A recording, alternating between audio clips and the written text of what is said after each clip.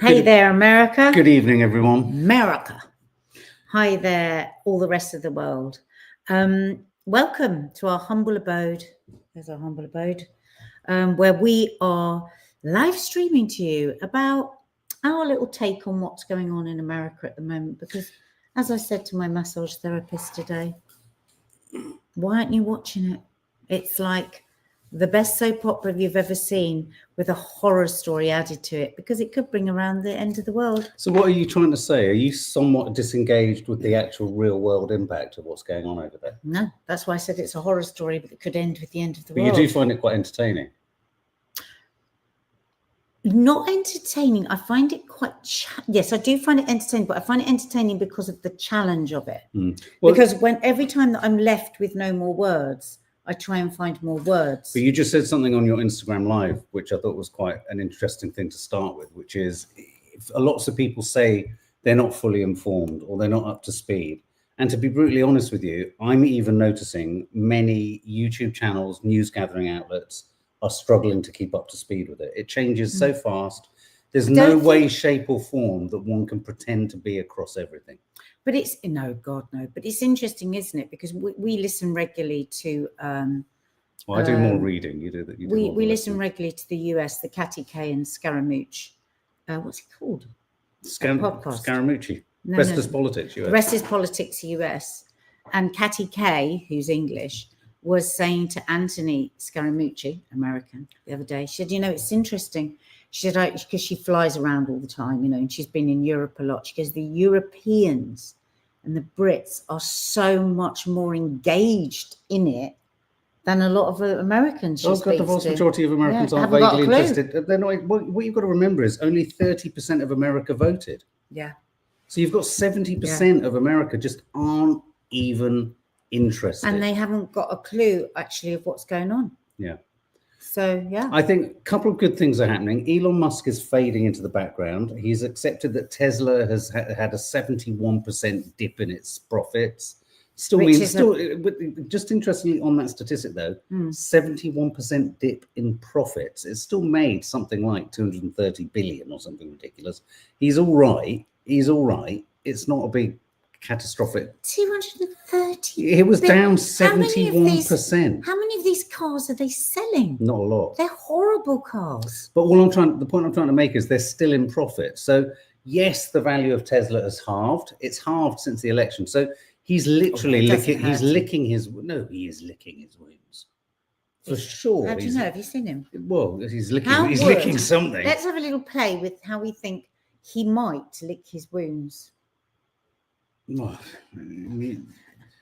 yeah, well, don't know. He loves to be centre stage. He'll be licking himself. He'll be like leaping into the crowd. A stamp. I mean, the thing is, we were seeing him every 4 minutes. Now we haven't seen him at all. No, that's what I mean. He made that terrible faux pas. But I don't even necessarily think Trump's told him to shut the fuck up and fuck off. I think Musk is thinking, shit, if I'm not careful, apparently I'm going to lose my empire. He was having fisticuffs with one of the team in a corridor the other day. Like Reese says, you have to differentiate between liquid and net worth. So even with net worth tanking, i.e. projected suggested worth of Tesla, he's still got tons of dough in liquid. But how many of those cars are you going to have to sell? But he's got SpaceX. He's got I see. That's all included in Tesla. It's not just those horrible cars. No. He's making money everywhere other than Tesla. I mean, he's also got money in Tesla. Oh, so like Tesla all the satellite and everything is under Tesla. I thought Tesla was just... Oh. No. He's making he can afford for Tesla to have taken the dip it's taken because he's earning money from so many different areas. Okay, so what you said was Tesla is down by 71%, but it's still made 230 million. Yeah, but it's still even a profit-making company. It's not it's not over. It's not game over for Tesla. That's my point. It's not half as bad as the press are trying to say. I don't think you understand what I'm asking. I don't think you understand what I'm asking. Are the cars making 230 million, or is it all his things altogether? The cars. The profit of the cars is only down 71%. They're still making a profit. 230 million. Yeah. That seems an insane. He also has a bunch of government contracts. I think he's got hasn't he got the federal? He's got the federal air. Yeah. He's responsible for all air traffic control. He went into Doge. He did to his Doge, isn't he? And got rid of like competitors. It's quite. Yeah. He's got everything he needs from Doge, and now he's quids in and moneyed up and off to the races. I just heard somebody saying on the Bulwark, the problem is when you mix Mussolini with the Geek Squad, which is his team of 19-year-olds, what you get? Chaos. And that's exactly where America is now. Who would you rather have sex with, Donald Trump or Elon Musk? Killer question. Elon All of you Musk. answer. Yeah, I think I would too. Oh, 100%. I'd be like, bend over and give me. Oh, no, don't go too. Why do you go too far? It's late night. Stop it. It's late night. Stop it. Nobody wants to hear it. The world's in enough of a mess. No, I have to say, I think of the two. I humoured you by answering a stupid bloody question. Of the two. Yeah, yeesh, what a choice. Yeah. Well, I humoured him with answering a stupid question. You give him an inch, he takes a mile. No more. Carry on. Okay. Right. We're gonna play in Pete Hegseth. His name is so horrible, isn't it? Pete Hegseth, Defense Secretary, has been caught with his pants down, and he's got, I've called it his signal failure. Do you get what I've done there? Mm-hmm. Signal failure number 2.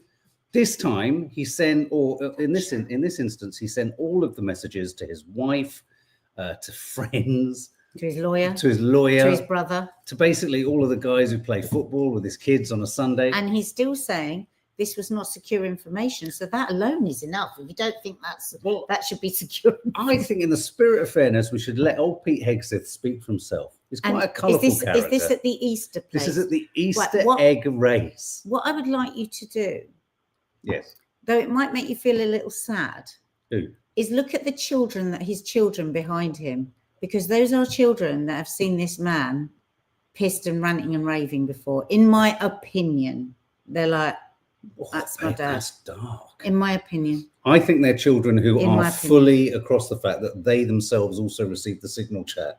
Yeah. They're all but also they're just like, Mr. Secretary, how's the Easter egg roll, sir? Hey, we're happy to be here at the Easter egg roll, I'll tell you that. To be with the family, beautiful day. And President Trump is changing the country. What do you want to say, sir, about the signal chat controversy? You know, what a big surprise that a few leakers get fired and suddenly a bunch of hit pieces come out from the same media that peddled the Russia hoax. Won't give back their Pulitzers. They got Pulitzers for a bunch of lies. Pulitzers for a bunch of lies. Comments from John and Williams. On hoaxes, time and time and time again. And as they peddle those lies, no one ever calls them on it. See, this is what the media does. They take anonymous sources from disgruntled former employees, and then they try to slash and burn people and ruin their reputations. Not going to work with me, because we're changing the Defense Department, putting the Pentagon back in the hands of warfighters, and anonymous smears from disgruntled former employees on old news doesn't matter. So I'm happy to be here at the Easter egg roll with my dad and my kids, because, you know, this is what we're doing it for.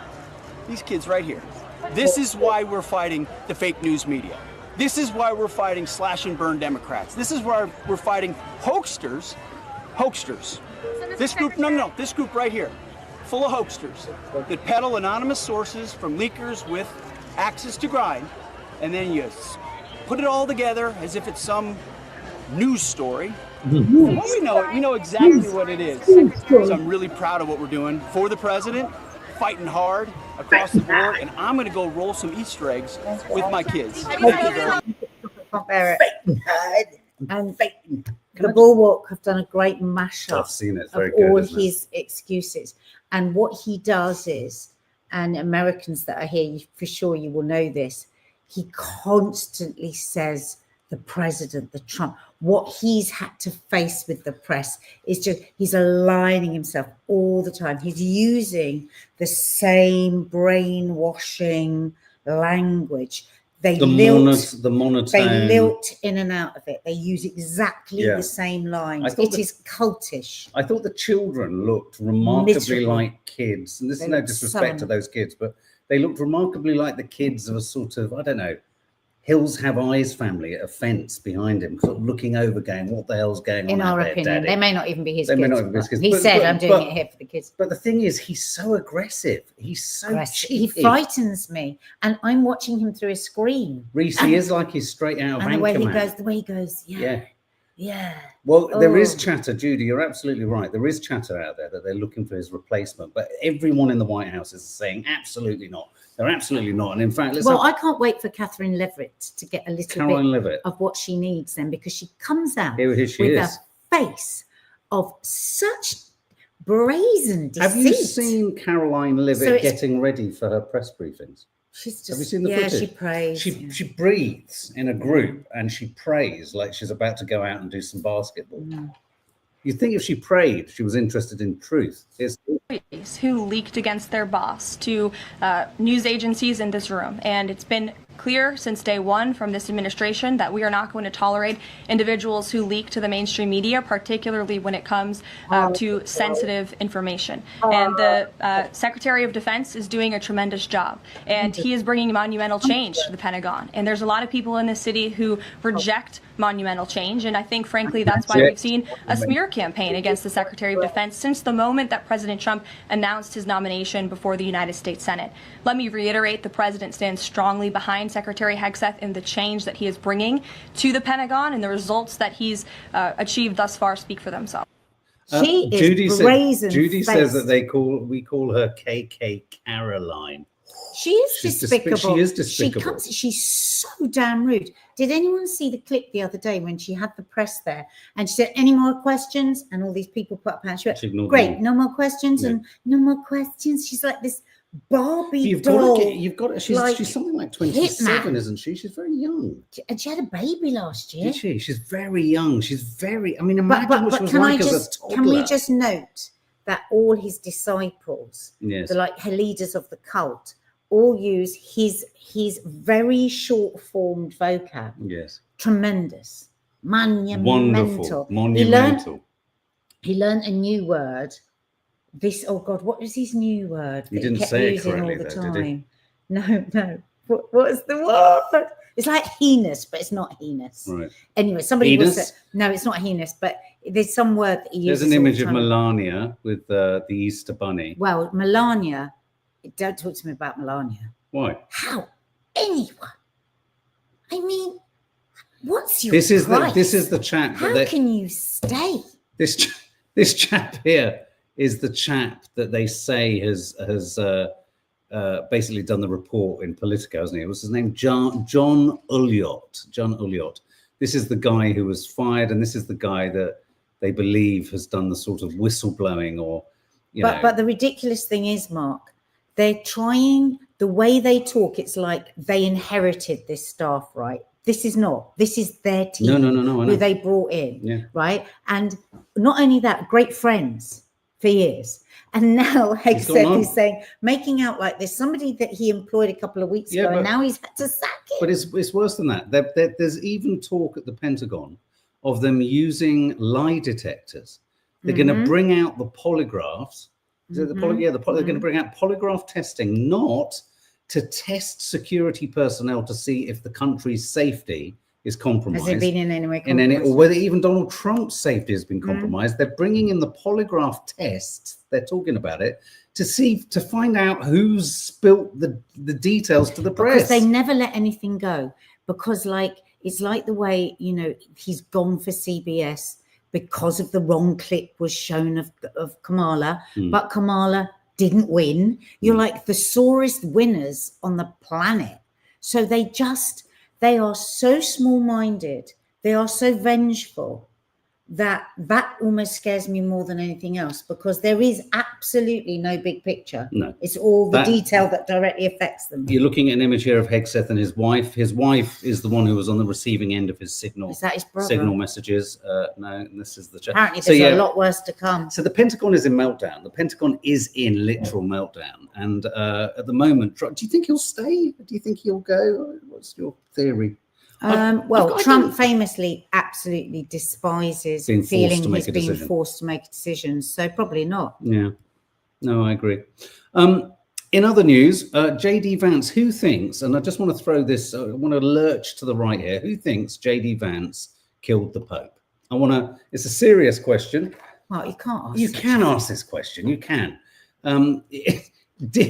There's a piece here which I just think, the New Republic has asked the question, did J.D. Oh, that is Vance, actually their headline. Kill the Pope, an investigation. The Pope Francis tragically passed away shortly after meeting with Vice President J.D. Vance. The bit about it, which I find odd, is that the Pope couldn't stand him. Apparently, suggestions are Couldn't stand Trump that either. He didn't really want him there. No, he didn't want him there at all. But Just on that, just a little note. I'm being kind of because you lighthearted. I think the Pope just gave up, says Bridget. But listen, just in case you don't get this sort of news in America, Israel has banned any condolences for the Pope. Leaflets and condolences have been taken down, just like the IDF were put into the Christian churches over Easter and bashed and bullied everybody out of them. The Israeli diplomatic missions worldwide were instructed to delete posts that were in tribute to Pope Francis. Or any condolences. They were encouraged not to sign Vatican Embassy condolence books, according to local media. Okay, so... How they are so... Trump and Netanyahu's regimes are... Meanwhile, so whilst Israel refuses to acknowledge any of the kind of remembrances for the Pope, so we could be looking at one of the most major schisms between major religions yet again. Conducted by who against who? Is this because simply because Pope cared for children not being... Did you see the number one cause? Did you see the number one cause of deaths of children in the world? Is Israel. Yeah, killing children in Gaza. But just at the same time, this horrendous specimen of a human is currently in America, or landed in America, and was rather enthusiastically describing to Trump's people at Mar-a-Lago how they've upgraded the treatment of Palestinian prisoners. The torture, they're using chemical weapons, and he thought that was great. So, and I think he got applauded. So Judy says Trump says he's going to the funeral. Maybe they can keep him there or deport him to someplace far away. It'd be interesting to see if Netanyahu sought to go to. Can I just? Oh no, it's so frustrating. Hang on, just 1 second. Can I just read out Zoe's message, because this is funny. My sister said to me, Vance has killed the Pope. I didn't know what the hell was going on. It does seem curiously. It must have been so strange. It does seem a horrible coincidence. Well, everybody said it, didn't Carla they? Hatcham, I can't believe how long Israel have owned America, and many were completely unaware. I mean, it's just ridiculous. And not only could you say is America owned by... I think America's much more owned by Israel than it is compromised by Russia, though, of course, the press would have you think otherwise. The other big news that's landing tonight is the fact that Trump has once again attacked Zelensky. And you're not going to believe it. This is Trump's 6 hours ago. He posted this on Truth Social. Ukrainian President Zelensky is boasting on the front page of the Wall Street Journal that Ukraine will not legally recognize the occupation of Crimea. There's nothing to talk about here. This is Trump now. This statement is very harmful to the peace negotiations with Russia, in that Crimea was lost under the auspices of Barack Hussein Obama and is not even a point of discussion. Nobody is asking Zelensky to recognize Crimea as Russian territory, but this is where it all gets very schoolyard. If he wants Crimea, why didn't they fight for it 11 years ago when it was handed over to Russia without a shot being fired? The area also houses, for many years before the Obama handover, major Russian submarine bases. It's inflammatory statements like Zelensky that makes it so difficult to settle this war. He has nothing to boast about. The situation for Ukraine is dire. He can have peace, or he can fight for another 3 years before losing the whole country. I think he says somewhere else, he's still got no card. Here we go. We are very close to a deal, but the man with no cards to play should now finally get it done. So basically, Trump's team had an ADHD. He didn't write that, by the way. Had an ADHD. He didn't write that. Somebody else wrote that. That's not his. Had an ADHD fit and decided it was all too complicated and taking too long and just too boring. Listen, he is only interested in things that put great, massive football stadium lights on him. He must be lit. He must be on a gold podium, and all conversation must be about him. The minute that drop, you've noticed, he gets bored. He gets bored and he moves on to the next. Well, if he doesn't get what he wants really quickly. Yeah. Unless the light's on him, he's not interested. You see, I think a similar thing is going to happen with the Iran deal, because as we speak, potentially, we're supposed to have heard some news today that America and Iran was striking a kind of nuclear deal by the end of today. But you're right. If he doesn't yield his kind of egotistical, narcissistic kind of success story, he just kind of fades into the background, doesn't he? Meanwhile, just as a little interlude, Donald Trump was telling us something about flagpoles. Putting up a almost 100 tall American flag on this side and another one on the other side, 2 flags, top of the line. And they've needed flagpoles for 200 years. It was something I've often said, you know, they don't have a flagpole per se. So we're putting one right where you saw us, and we're putting another one on the other side on top of the mounds. It's going to be 2 beautiful poles. 2 beautiful poles. Does he think the White House is a putting green? We're going to put a flagpole. 200 years. No, but listen to the sentences. It took 200 years until I could come in and sort this out. Day 4. Day 4, I ordered the flagpoles. Me, I, hubris, narcissistic poison. Okay, here's the question we're all wanting to ask and want an answer to. Do we feel that his popularity is waning? Has he dropped the ball? Has his push for tariffs with China backfired? Yes, he market manipulated, but has he actually made all the wrong mistakes? Are any of our American partners here in the room, Judy, is there a sense that he's bitten off more than he can chew? Is there a feeling that he's kind of slipping from, not power, but it feels to me like China are publishing memes everywhere saying they've won the tariff war. Well, he's backing down on the tariff war, and also the thing that he was voted in for, which was the economy and immigration, he's fucking up the immigration, because the polls are coming in that no matter how much people want to immigrate, they're not happy with this no due process thing. Right. You know, so apparently, listening to people today, he is down now. Yeah, there are a surprising number of MAGAs who are openly angry or disappointed. MAGAs? Yeah. Oh, I didn't know MAGAs were. I thought it was more the floaters. The Independent newspaper here is reporting that the majority of Americans now fear a recession. Just 37% of Americans approve of the president's handling of the economy. That's low, it's isn't incredibly it? low. He's gone underwater fast. Yeah. In a softening of his stance towards Beijing, though Trump has said negotiations over a trade deal will go pretty quickly, it's being perceived in China by the Chinese. The Chinese are very much calling it a win. What was that? Anthony's They've won the sort of tariff war, in a sense. Because it's going to come down. It's going to come right down. I was at this point. It's a cartoon. It was at this point, gentlemen, that the president decided it was his plan all along to reverse. Wow, how interesting, because that's what I was going to say. The way he was saying it was like, it's going to come down. Like, what's wrong with you, you idiots? It was always going to come down. Not to zero.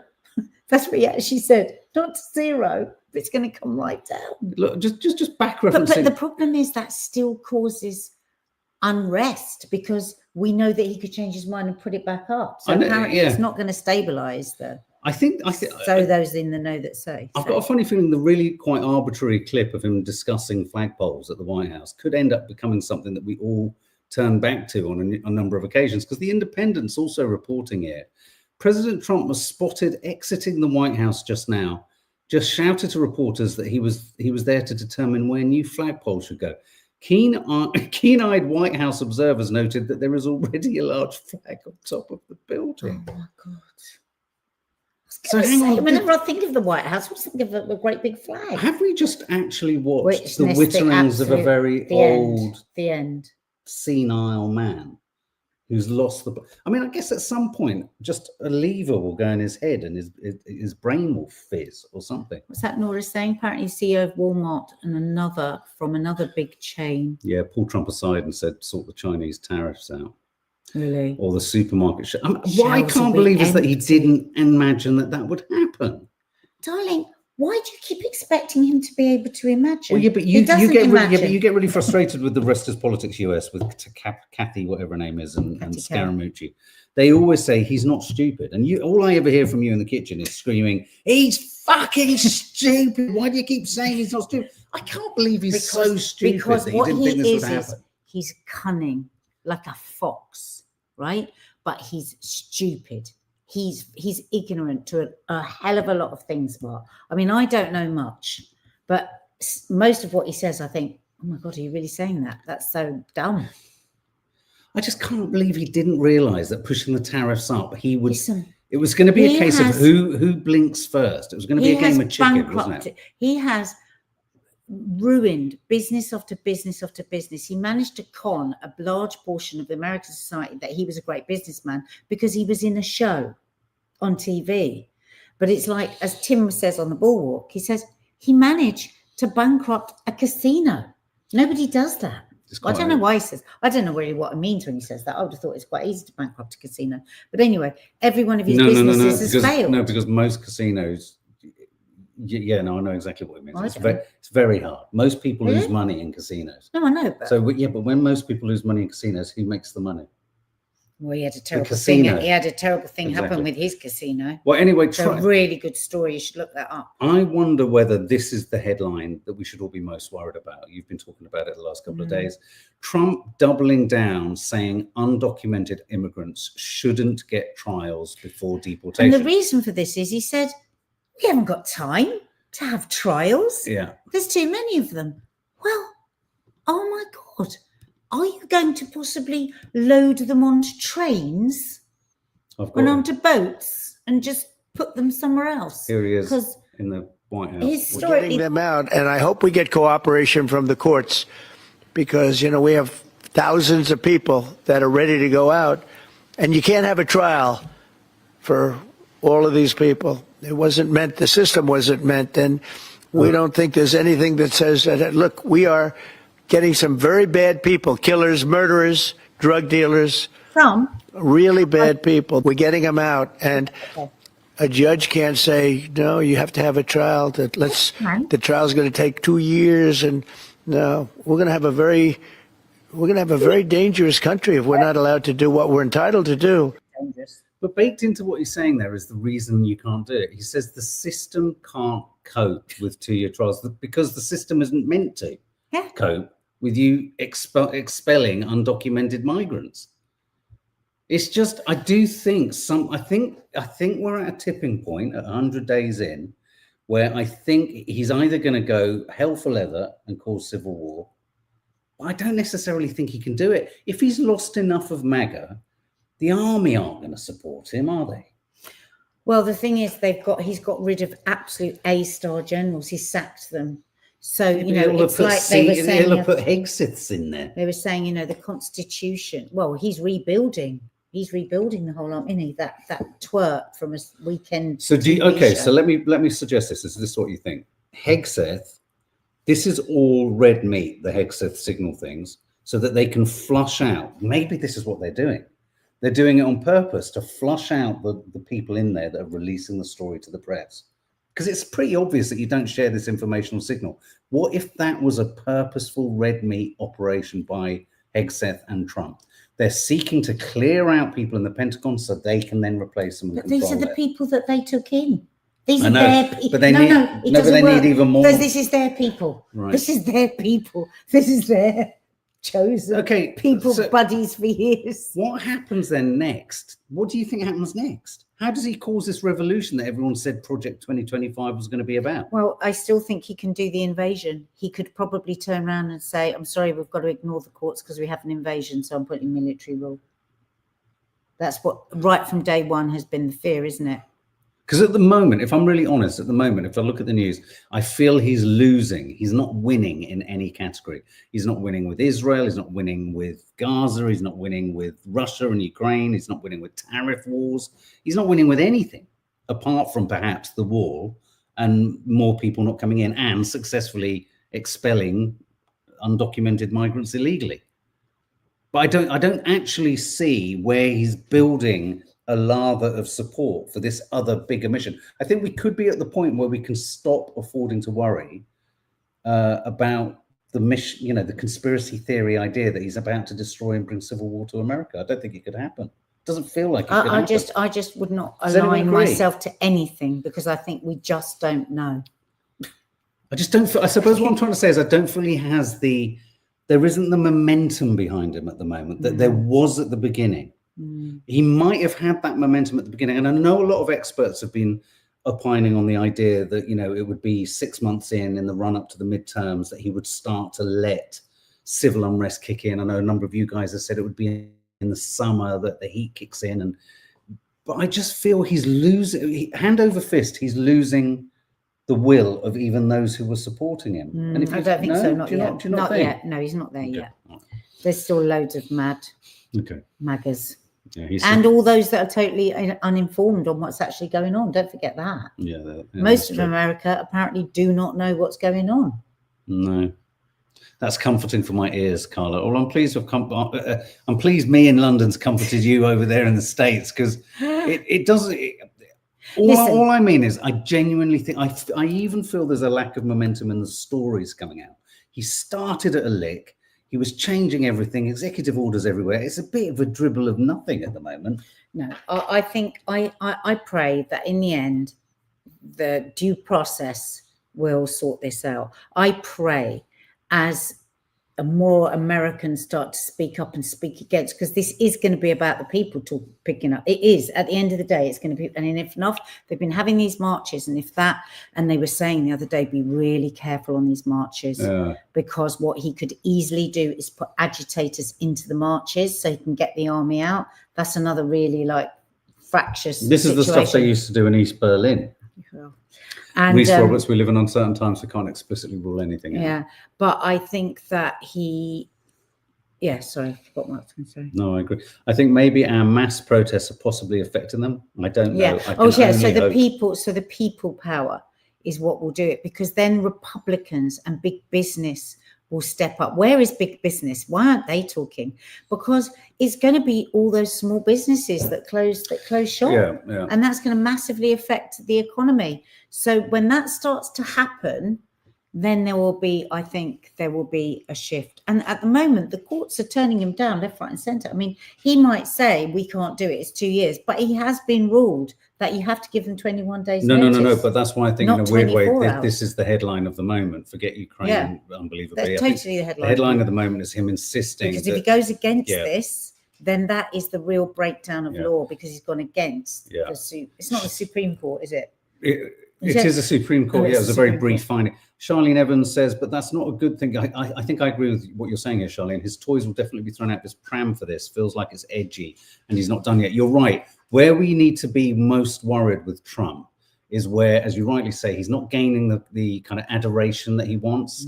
Things aren't going in the right direction. People are starting to sue him, and that apparently sends him rage. So in a weird way, the very thing that could be the litmus paper, if you like, to rebellion and total autocracy could be the fact that actually it's all starting to go wrong, rather than it goes wrong. Because look at how angry he's been when he was winning. So imagine how angry, and when he loses his shit, he's going to be even less. Judy says he's itching to declare martial law. Itching. Yeah. Okay. And at that point, is that when all his sort of everyone January 6th lot come out? All the Living Dead, Walking Dead. All the pundits, that's what Judy, they say. The Walking Dead. Day one, they were saying that the fear was he would call it. He kept using the word invasion. Yeah, he used the word invasion before he was actually in office, and so that's obviously his key. Yeah. Yeah, like tremendous and invasion, a tremendous invasion. Okay. All right, guys. Well, that's it. Guys, Nighty night. We'll see you in the morning. Please hit the subscribe button and notification bell. And if you want to join us for our coffee mornings that we do most mornings at 10 o'clock, sometimes that time shifts, but I think tomorrow's 10 o'clock. Yep. So we'll see you 10 o'clock in the morning tomorrow. Take care, guys. Thanks for all your contributions. And don't worry, America. We're with you.